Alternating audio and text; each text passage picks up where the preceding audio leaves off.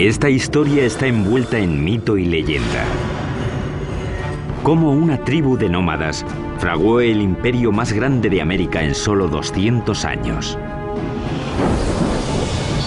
Tuvieron que inventar sistemas de ingeniería que eran extraordinarios para su época. Su civilización compitió con Roma en sofisticación. Los aztecas tenían la mejor tecnología que se podía conseguir, dadas las condiciones en las que vivían. Acueductos, palacios, pirámides y templos se alzaron como tributo a sus dioses y como testimonio de poder para la humanidad. El mayor logro de los aztecas fue su flamante capital, que asombró a los exploradores europeos y la llamaron la Venecia del Nuevo Mundo. La ciudad se extendió reluciendo por los canales y el lago, adornada con árboles y mansiones preciosas. Pero su sed de poder y sangre les condenó a la destrucción. Cuando por fin llegó, la aniquilación sería más rápida y completa de lo que el mundo hubiera imaginado.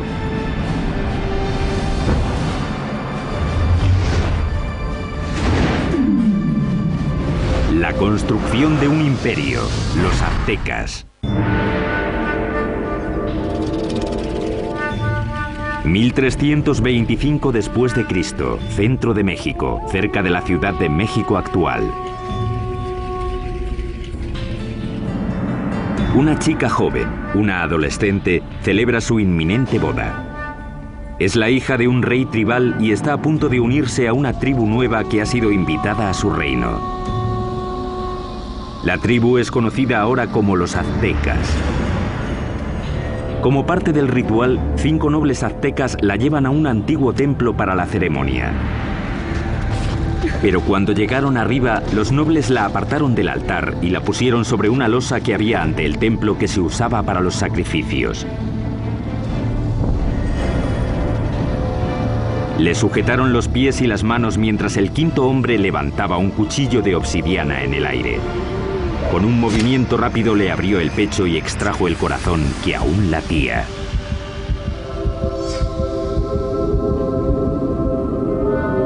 Esa tarde invitaron al rey a una ceremonia para celebrar el matrimonio.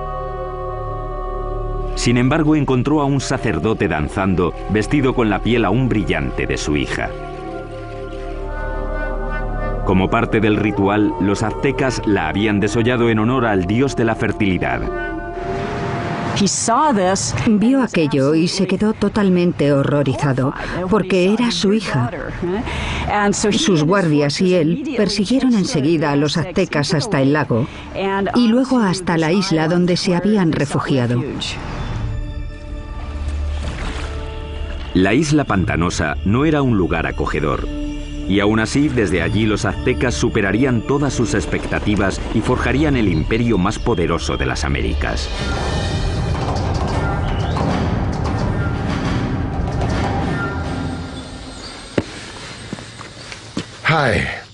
Hola, soy Peter Weller. Cuando pienso en los aztecas, pienso en gente elegante con unos bonitos adornos en el cuerpo y el pelo. Y pienso en una canción de Neil Young sobre Moctezuma y Cortés.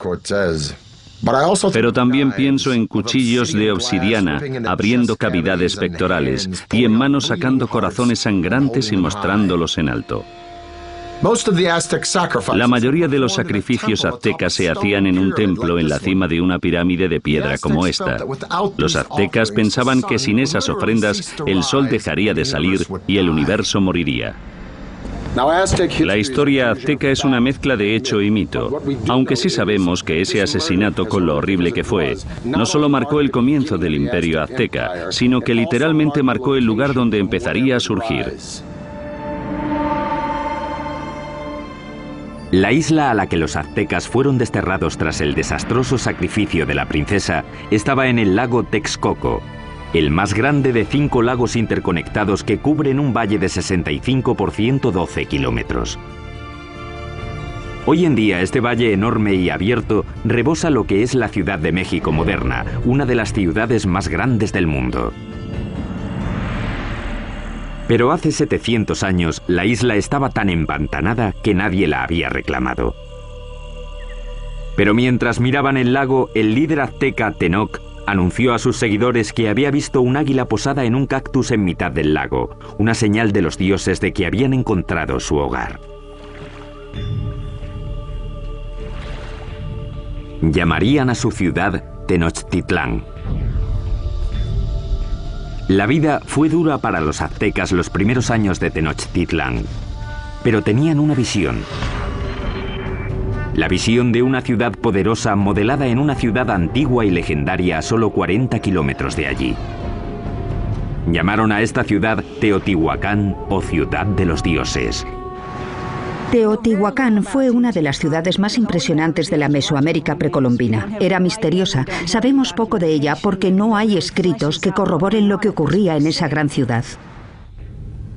Ya estaba en ruinas hasta en la época azteca, pero creían que era el hogar de los dioses y el sitio donde nacía literalmente el mismísimo sol. El lugar que los aztecas más veneraban de Teotihuacán era una pirámide que se alzaba por encima de los árboles. Se llamaba la Pirámide del Sol. La enorme pirámide solar contiene 765.000 metros cúbicos de tierra y piedra con una base aproximadamente del mismo tamaño que la Gran Pirámide de Giza, en Egipto. Los aztecas creían que Teotihuacán fue diseñada a imagen del cosmos que crearon los dioses. Fue esa imagen la que intentarían reproducir en la construcción de su nueva ciudad, Tenochtitlán. El que aceptó el reto fue un jefe azteca llamado Acamapichtli. En 1376 se embarcó en un plan ambicioso para hacer una ciudad muy avanzada en Tenochtitlán. Pero había un problema. Las islas pantanosas en las que se instalaron requerían mucho trabajo. Cuando empezaran a construir cualquier cosa, empezaría a hundirse. Simplemente no había cimientos sobre los que construir. La solución azteca revolucionaría la arquitectura de las Américas. Empezaron anclando bien los edificios al suelo usando un sistema de pilares de madera. Los trabajadores cortaban estacas de 10 metros de largo por unos 8 o 10 centímetros de ancho.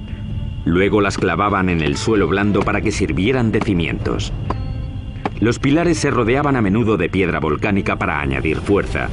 Entonces los albañiles podían hacer muros encima de esa base sin problemas. Consiguieron pilares de madera para sostener la infraestructura, los cimientos de las pirámides. El que no se hundiera ni se inclinara me parece una proeza de la ingeniería. Tenochtitlán era una ciudad-isla, pero los lagos circundantes eran poco profundos, no más de 2 metros en la mayoría de los sitios. Aquello parecía una metrópolis gigante flotando en una charca.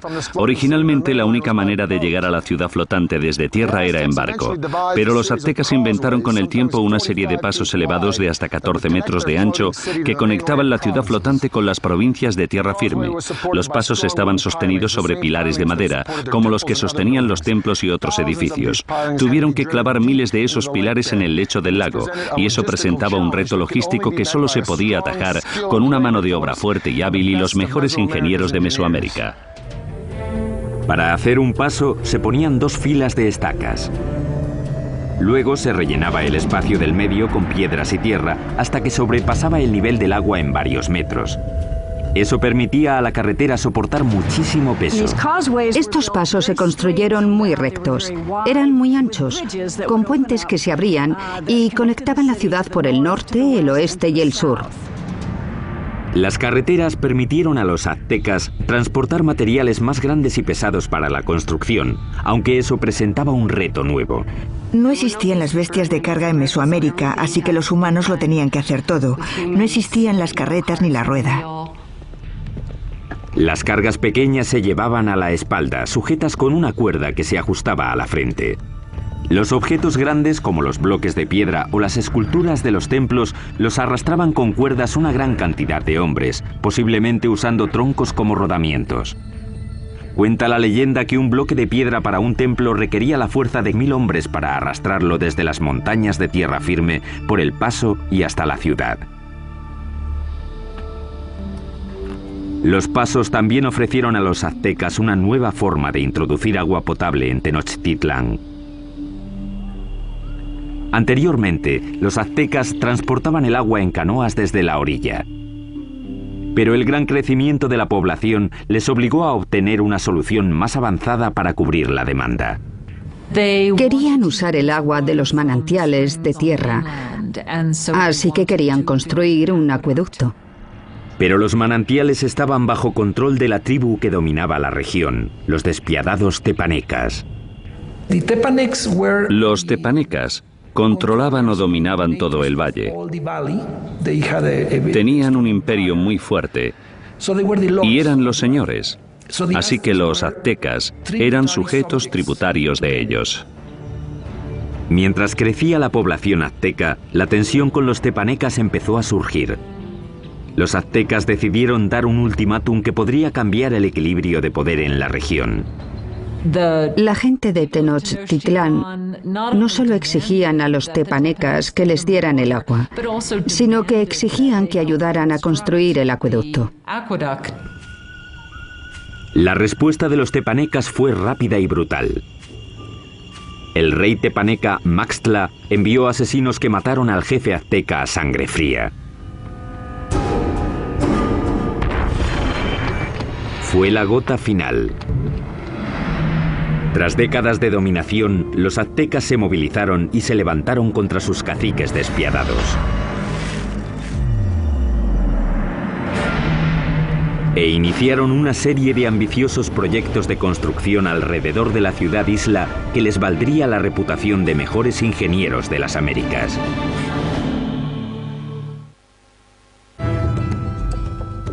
Corría el 1428 y los aztecas habían declarado la guerra a sus caciques, una tribu llamada tepanecas. Pero para ganar a los tepanecas necesitarían una ayudita de sus vecinos. Los aztecas acudieron a la cercana ciudad-estado de Texcoco. Allí un jefe decisivo estaba ascendiendo. Se llamaba Nezahualcóyotl, y su liderazgo dominante sería crucial en la creación del imperio azteca. Con Nezahualcóyotl de su parte, los dominados aztecas se lanzaron a la yugular. Lanzaron un ataque total contra la capital tepaneca. Tras un sitio de más de 100 días, rompieron las defensas tepanecas y masacraron a sus opresores. Después de capturar al rey tepaneca Maxtla, el propio rey Nezahualcóyotl le arrancó el corazón y echó su sangre a las aguas del lago Texcoco. De repente las tornas habían cambiado. Ese es el preciso momento del comienzo del imperio y los aztecas se convirtieron en líderes del Valle de México. Tras conquistar el Valle de México, los aztecas pudieron centrar su atención en llevar agua potable a su ciudad creciente. Notablemente, los aztecas diseñaron y construyeron por su parte algo que solo unos pocos imperios dominarían: el acueducto. El acueducto tenía 2 canales, cada uno de 1,20 m de alto por 1 de ancho. Uno se mantenía limpio mientras el otro servía para que no se interrumpiera nunca el flujo de agua. El acueducto de 2 tubos recorría 5 kilómetros desde tierra firme hasta el centro de la ciudad-isla. En la ciudad, el agua llegaba hasta fuentes públicas y embalses y se distribuía al público en grandes jarras de barro o mediante canoas. En comparación con los europeos, los aztecas eran muy limpios. Sabemos que el emperador azteca se bañaba 2 veces al día. Así que en términos de higiene los aztecas estaban mucho más avanzados que los europeos. Mientras los nobles aztecas se bañaban en lujo, en esa época en Europa la peste, provocada por las condiciones insalubres, mataba a millones. El baño del rey Nezahualcóyotl era uno de los más especiales de las Américas.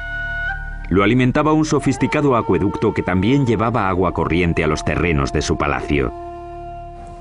Detrás de mí está la colina de Tezcocinco, y en ella, Nezahualcóyotl construyó un fantástico palacio de recreo.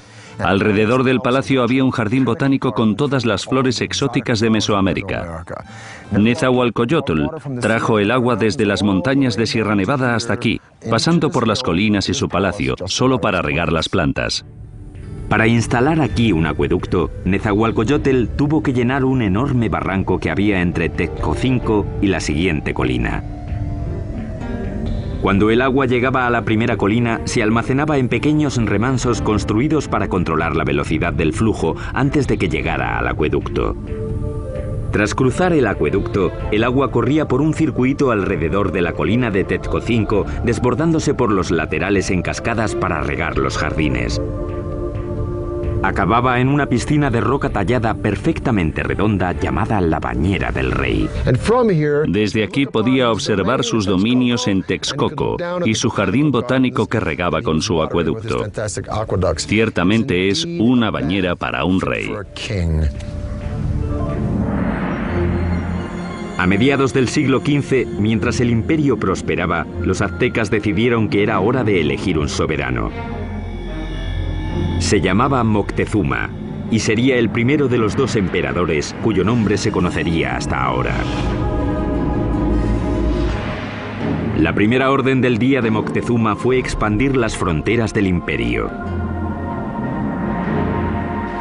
Los aztecas capturaron las ciudades-estado que había al sur, hacia el valle de Oaxaca, al oeste hasta el Pacífico y al este hasta el Golfo de México. En 1449, el imperio contaba ya con 15 millones de habitantes. En el corto periodo de 100 años, los aztecas consiguieron lo imposible. Cambiaron el orden del mundo mesoamericano. Pero al tiempo que los aztecas dominaban militarmente, su ciudad-isla era vulnerable a otro tipo de enemigo. Como Nueva Orleans, Tenochtitlán luchaba constantemente con el agua. Y uno de los primeros proyectos de Moctezuma fue proteger la ciudad de las inundaciones. Esto es lo que queda del lago Xochimilco, en la parte sur de Ciudad de México, de los tiempos aztecas de la ciudad de Tenochtitlán. Este lago, como los otros 4 que rodeaban a los aztecas, se alimentaba de manantiales, así que no había ríos o riachuelos por los que drenarse, y si llovía lo suficiente, el nivel del agua subía y se desbordaba por la tierra y la ciudad. Eso fue exactamente lo que pasó a mediados del siglo XV, cuando una inundación de proporciones catastróficas barrió Tenochtitlán. La ciudad que comandaba el imperio quedó casi destruida, y la civilización azteca tuvo que depender una vez más de la genialidad de sus ingenieros y de uno en particular. Moctezuma apeló a la ayuda de su antiguo aliado Nezahualcóyotl para proteger la ciudad que estaba reconstruyendo en el lago. Nezahualcóyotl diseñó algo que le convertiría en el mejor ingeniero del continente. Su plan era crear una zona de seguridad alrededor de la ciudad con un enorme dique que protegería Tenochtitlán y a sus habitantes. Fue diseñado para ser mayor que ninguna otra obra que hubiera en las Américas en ese momento, con una longitud de 16 kilómetros al este de la ciudad desde el extremo sur del lago y hasta el norte. Los muros fueron un trabajo de cestería, hechos de palos, juncos, piedras y tierra. Como el lago era poco profundo, el dique solo tenía 3,70 metros de alto, aunque el ancho era de 8 metros. Nezahualcóyotl remató el dique con compuertas, seguramente puertas de madera, que se podían subir o bajar para controlar el nivel del agua. El dique también sirvió para otro propósito: proteger el suministro de agua. Era importante construir algún tipo de mecanismo de protección para evitar que se mezclase el agua salada con el agua dulce de la parte oeste del lago. Napoleón dijo: un ejército marcha sobre el estómago. Es fácil suministrar comida de sobra para los civiles durante el desarrollo crítico de cualquier civilización, pero los aztecas perfeccionaron un método único no solo para proporcionar mucha comida al pueblo civil, sino para impulsar la expansión militar del imperio. Esta solución revolucionaria se llamó chinampas, un sistema que les permitió crear literalmente tierra nueva para cultivar y para vivir. Si vas a hacer una ciudad de cualquier tamaño, tienes que proporcionar espacio, así que lo que ellos hicieron fue construir esas chinampas en el lecho del lago. Básicamente una chinampa es una isla artificial construida en el lago. Parecían campos de fútbol estrechos, de unos 90 metros de largo por unos 10 metros de ancho. Una chinampa se hacía tejiendo una red de palos que flotaba en el agua y apilando juncos y hierbas encima. Después se sacaba fango del lecho y se ponía encima de los juncos para formar la chinampa. Entre 4 y 6 hombres tardaban 8 días en construir una chinampa media. Estaban conectadas a la ciudad por canales navegables gigantescos que miles de hombres tardaban meses en hacer.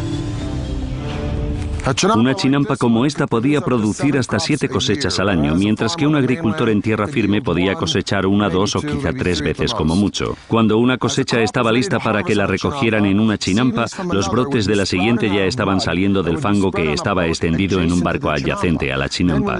Entonces, cuando los brotes estaban listos, se llevaban a la chinampa y el ciclo se repetía una y otra vez en cientos de chinampas. Fue esta tenochtitlan lo que hizo que Tenochtitlán pasara de ser una ciudad tribal más en el siglo XIV a una ciudad-estado dominante y próspera.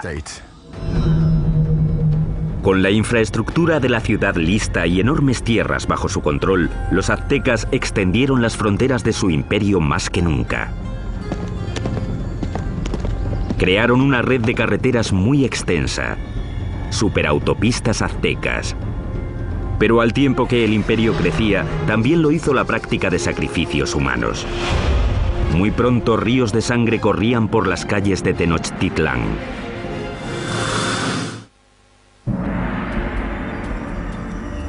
Hoy, Tenochtitlán, la capital del imperio azteca, ha desaparecido, enterrada bajo la actual Ciudad de México. Pero hace 700 años era una capital brillante en ascenso, construida por ingenieros avanzados y liderada por emperadores exuberantes. A finales del siglo XV, la demografía azteca había explotado. Su siguiente gran emperador lanzaría una serie de conquistas que competirían con cualquiera de la historia. Se llamaba Ahuizotl y demostraría que era incluso mejor guerrero que su abuelo, Moctezuma. Para el año 1502, Ahuizotl había conquistado territorios desde la costa pacífica de México y había conseguido que el imperio llegara muy al sur, a Guatemala. Su reinado fue como una edad de oro. Él fue el rey que abrió las rutas de transporte a las zonas costeras y las tierras bajas donde los aztecas tenían sus mayores lujos. Todas las plumas brillantes, el oro, las piedras preciosas que los nobles y soberanos lucían como parte de su estatus, venían de allí. Para transportar riquezas al corazón del imperio, los aztecas construyeron una red de superautopistas que cruzaban México central. Corredores de relevo se apostaban cada 8 kilómetros para crear una especie de UPS antigua. Se podían enviar mensajes o bienes desde la costa del Golfo hasta Tenochtitlán, a 320 kilómetros en solo 24 horas, más rápido que el servicio postal actual. Con el imperio en su esplendor, los aztecas de Ahuizotl se embarcaron en el mayor proyecto de construcción, una enorme pirámide en el mismo centro de Tenochtitlán, el símbolo del poder absoluto. Se la llamó Templo Mayor. La base de la pirámide tenía 75 metros de fondo por 100 metros de ancho y se elevaba a una altura de 15 pisos. Había al menos 117 escalones en 2 escaleras que subían 60 metros y que llevaban a 2 templos en honor a los dioses de la lluvia y de la guerra. El templo se reconstruyó en el mismo lugar 7 veces, comenzando en 1325 con la fundación de la ciudad. La pirámide crecía al tiempo que lo hacía el imperio. Cada piso simplemente se añadía encima del piso anterior. El templo mayor se construyó principalmente con una piedra llamada tezontle, que es volcánica y pesa muy poco. Eso evitaba que el templo se hundiera. Para los suelos y paredes, los aztecas aplicaron un revoque de cal, que era una especie de cemento. Algunos ejemplos encontrados hoy son tan duros como el cemento moderno, incluso después de 500 años. Los albañiles aztecas trabajaron durante décadas para completar su monumento a los dioses. El templo estuvo enterrado hasta 1978, cuando la compañía eléctrica cavó una zanja y descubrió accidentalmente una enorme piedra tallada y las ruinas del templo con ella. El disco tiene 3,5 metros de diámetro, pesa 20 toneladas y representa el cuerpo desmembrado de la diosa Coyolxauhqui. Coyolxauhqui era la diosa de la luna, y su hermano la mató porque se quedó embarazada de una forma vergonzosa. Los aztecas no eran nada mojigatos. De hecho, los nobles tenían muchas mujeres y concubinas. Pero entre el populacho, sobre todo las mujeres, el adulterio estaba prohibido y se castigaba severamente, a menudo con la muerte. Según la leyenda, el hermano de la diosa de la luna le cortó la cabeza y tras decapitarla tiró el cuerpo por una colina. Los aztecas representaban este asesinato literalmente y a menudo en festivales durante todo el año. Decapitaban a sus víctimas en la cima de la pirámide y luego tiraban los cuerpos por las escaleras hasta la gran piedra de abajo. Para los romanos, el tesoro más preciado era el oro. Para los egipcios era el más allá. Para los aztecas era la sangre humana. Creían que tenía que haber reciprocidad con los dioses, así que tenían que agradecer a los dioses dándoles lo más preciado que tenían, que era la sangre humana. Los aztecas la llamaban agua preciosa y creían que si los dioses no la recibían en grandes cantidades, el mundo acabaría en apocalipsis. Adornar los muros interiores de los templos con sangre humana fresca era práctica común. Y el olor tenía que ser horrible. Para dedicar su expansión del gran templo, el emperador Azuitzotl hizo un sacrificio en masa.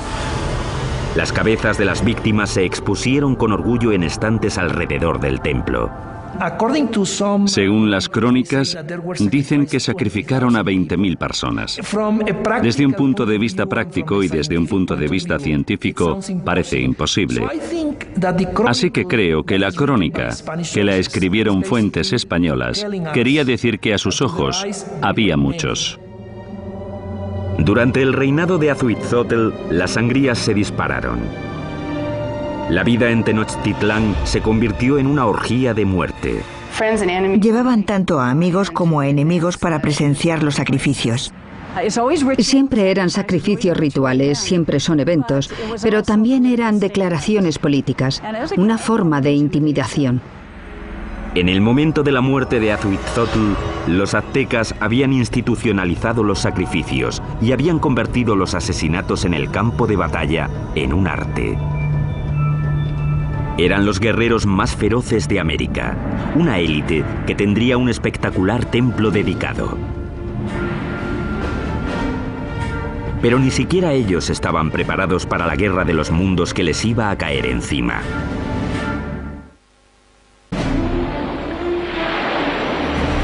Corría el año 1502. Azuitzotl, emperador de los aztecas, muere. Moctezuma II, un ex sacerdote de 34 años, sube al poder. A un mundo de distancia, en España, un notario de 18 años llamado Hernán Cortés se prepara para cruzar el Atlántico para unirse a la conquista que su país está haciendo del Nuevo Mundo. El imperio azteca está en su cenit. Ahora se extiende por al menos 210.000 kilómetros cuadrados, desde Tenochtitlán hasta las dos costas y muy al sur hasta Guatemala. Unos 25 millones de personas formaban la ley azteca. Había 38 provincias cuyos habitantes pagaban importantes impuestos, enriqueciendo así a los nobles. La ciudad se extendió, reluciendo por los canales y el lago, adornada con árboles y mansiones preciosas. Y Moctezuma II lo presidía todo. Era conocido por sus habilidades políticas y militares. Un líder duro. Mató a la población de las ciudades que no se doblegaban a su mandato. Pero en privado estaba inquieto. Parece ser que Moctezuma era un individuo pasivo, incluso hasta depresivo. Cuenta la leyenda que después de ver un cometa pasando por el cielo de Tenochtitlán, pasó el resto de la noche llorando. Según pasaban las semanas, se volvió cada vez más paranoico. Pero en el culmen de su obsesión por lo sobrenatural, una amenaza muy real se aproximaba por mar. Los espías colocados a lo largo de la costa del Golfo informaron sobre algo muy extraño que no conseguían describir. No habían visto un barco en su vida, así que no tenían una palabra para describirlo. Por eso los indios se refirieron a los barcos como montañas que se mueven por el agua. En 1519, tras navegar desde Cuba, Cortés llegó con 11 de aquellas montañas flotantes y 500 hombres al Golfo de México, 320 kilómetros al sureste de Tenochtitlán. Las tribus quedaron atónitas ante aquellos hombres con armaduras de metal y animales que no conocían. Según avanzaron tierra adentro, masacraron brutalmente a las tribus que se resistieron, pero muchas otras se alegraron de poder proporcionarles comida y hombres. Una de las formas que uno de los jefes locales de la costa del Golfo utilizó para agradar a Cortés y su compañía fue con un grupo de mujeres que no solo estaban allí para las labores caseras, sino también, claramente, para hacer de cortesanas, para proporcionarles servicios sexuales. Pero entre las concubinas, una en particular llamó la atención de Cortés. Era la hija de un jefe que había sido vendida como esclava y se llamaba la Malinche. Desarrollaron una relación íntima y con el tiempo ella le dio un hijo. Ellos fueron las primeras personas de sangre mezclada del Nuevo Mundo. Pero era mucho más que una amante. Se convirtió en la intérprete de Cortés y su papel se amplió a consejera e intermediaria entre él y los aztecas. No solo era su traductora, también le contaba cosas que se estaban diciendo que se suponía que él no tenía que oír o entender. La red de corredores de relevos de Moctezuma le mantuvo informado de los movimientos de los españoles. Estaba claro que iban hacia la ciudad. Mientras avanzaba hacia Tenochtitlán en el verano de 1519, Cortés amasó un ejército de miles de hombres. El ejército de guerreros de Moctezuma contaba con cientos de miles. Iban vestidos de animales en el campo de batalla para intimidar a sus rivales. Parte de ello era espectáculo. Los guerreros llevaban distintos trajes increíbles. Los guerreros más importantes eran los caballeros, vestidos de jaguares y águilas. Los caballeros aztecas se iniciaban en sus órdenes con ceremonias sagradas en templos especiales como este. Este es el templo Cueva de Malinalco, uno de los 6 templos de esta remota ladera a unas horas al sur de Ciudad de México. Moctezuma lo terminó en el año 1502, poco después de su coronación. En Europa, Miguel Ángel estaba esculpiendo el David en la República de Florencia. Pero mientras Miguel Ángel tallaba el David, los aztecas extraían este templo directamente de la ladera de la montaña. Y es el único templo en todo el hemisferio occidental construido de esta forma. Al final de las escaleras de Coalcali se encuentran las esculturas de dos jaguares. A los lados de las puertas yacen los restos de dos guerreros. La puerta representa la boca abierta de una serpiente gigante. Literalmente se puede ver la lengua saliendo del templo. Los aztecas creían que esta era la entrada al centro de la tierra. Los guerreros privilegiados venían aquí, entraban en la sala con esculturas de águilas, les perforaban la nariz y ofrecían sangre en sacrificio para Huitzilopochtli, el dios de la guerra. Pero esta no sería, ni mucho menos, la última vez que los guerreros aztecas vendrían a dar su sangre. El primer encuentro entre Cortés y Moctezuma sería pacífico. Pero el conquistador sabía que un choque enorme y sangriento entre el viejo mundo y el nuevo mundo tendría lugar pronto. Y la aniquilación que tuvo lugar sería uno de los acontecimientos más aterradores de la historia de las Américas.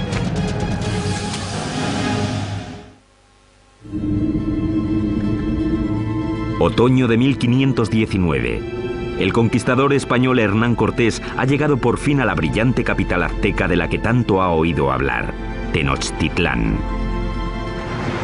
Cuando los españoles vieron por primera vez Tenochtitlán, debieron pensar que era una visión, que estaban entrando en alguna especie de sueño. Una enorme fuerza de guerreros nativos aliados contra los aztecas le acompaña mientras avanza por el paso principal hacia la ciudad. El encuentro entre Cortés y Moctezuma en el paso hacia Tenochtitlán tuvo que ser uno de los acontecimientos más impresionantes de la historia del mundo. Fue un encuentro entre dos mundos distintos. Cortés le ofreció la mano, pero en cuanto lo hizo, los nobles que atendían a Moctezuma le empujaron diciendo: no, no, no, es una indignidad total. Nadie toca a Moctezuma, el gran señor de la tierra. El encuentro de los dos mundos fue pacífico, pero lleno de tensión.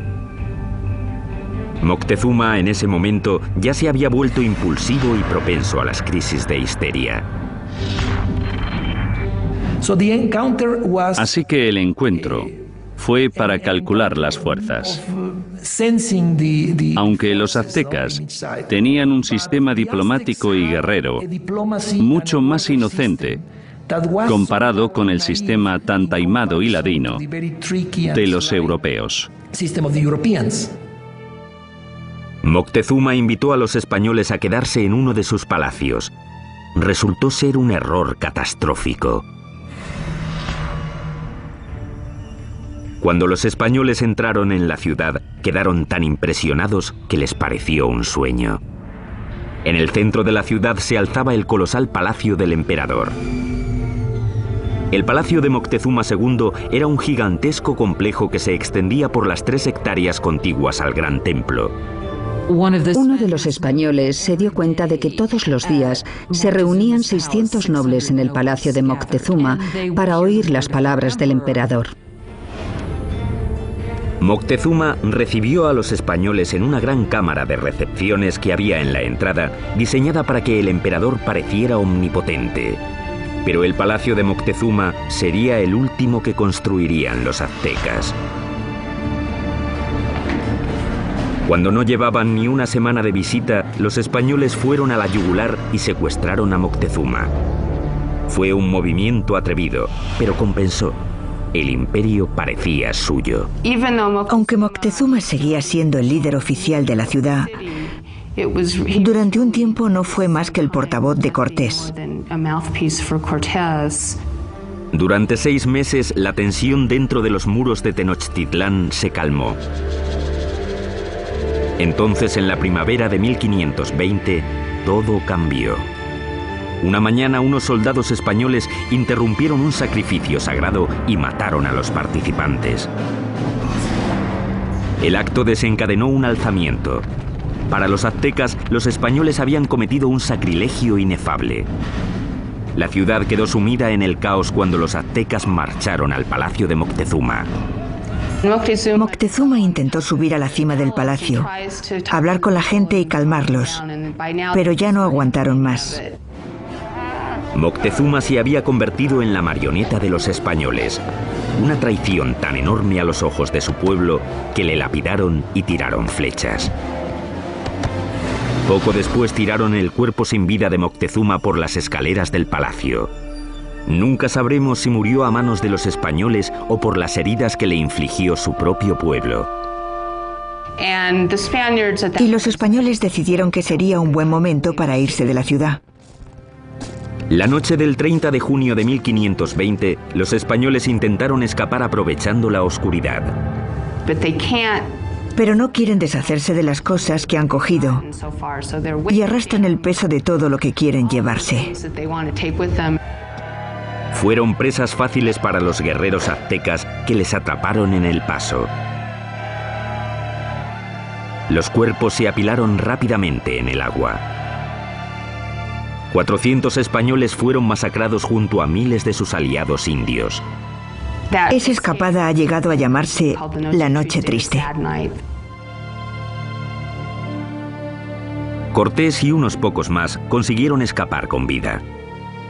Los españoles acabarían destruyendo la brillante ciudad de Tenochtitlán. Empezarían cortando la línea vital de la ciudad, el acueducto. Mientras cientos de miles de personas dentro de los muros de la ciudad estaban sin agua, Cortés creó un bloque alrededor de Tenochtitlán para que no recibieran suministros del exterior. Así que la idea del bloqueo era hacer que se rindiera la ciudad por hambre. Pero los aztecas tenían muchísima resistencia y no sería fácil vencerlos. Y lo que decidieron hacer fue lanzar un ataque por tierra y por mar. Durante siglos, el lago que rodeaba Tenochtitlán había constituido una barrera contra los invasores, pero Cortés encontraría una forma de evitarla. Hizo que miles de sus aliados indios transportaran los barcos en piezas atravesando las montañas para montarlas y lanzarlas al lago. Mayo de 1521. Cortés lanza su gigantesco ejército en un ataque final y decisivo contra Tenochtitlán. 600 españoles, incluyendo 100 caballeros y hasta 50.000 aliados indios, se enfrentaron a los defensores aztecas de la ciudad sobre los pasos.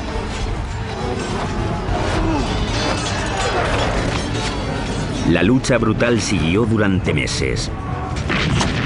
Día a día, Cortés arrasó la ciudad piedra por piedra. Él y sus aliados indios fueron despiadados en el asesinato sistemático de la población. Fue una batalla muy dura, sobre todo en la ciudad. La última batalla de los aztecas fue en el gran templo de Tlatelolco. Los guerreros se alinearon en las empinadas escaleras y plataformas para tirar flechas y piedras a sus enemigos. Pero fue inútil. El 13 de agosto, el último líder azteca, Cuauhtémoc, fue capturado y se rindió ante Cortés. Y eso solo fue el principio. 20 millones morirían de las enfermedades traídas por los españoles. A finales del siglo XVI se calcula que se había reducido la población nativa en cerca de un 90%. La Ciudad de México moderna se ha construido sobre las ruinas de la una vez majestuosa ciudad de Tenochtitlán. Los españoles la arrasaron durante la construcción de su propia ciudad colonial y hasta usaron piedras del Gran Templo para hacer la catedral que aún se alza al lado de las ruinas del templo. El imperio azteca se esfumó y con él un legado de increíbles logros de la ingeniería. Ha quedado claro, por sus sofisticados sistemas de urbanismo, agricultura y suministro de agua, que los aztecas se alzaron entre los grandes imperios más avanzados del mundo. El templo excavado de Malinalco es uno de los logros aztecas más impresionantes que los españoles no destruyeron. Sitios impresionantes como este obligan a hacer la pregunta: ¿cómo sería México hoy si los españoles no hubieran venido? Soy Peter Weller para el canal Historia.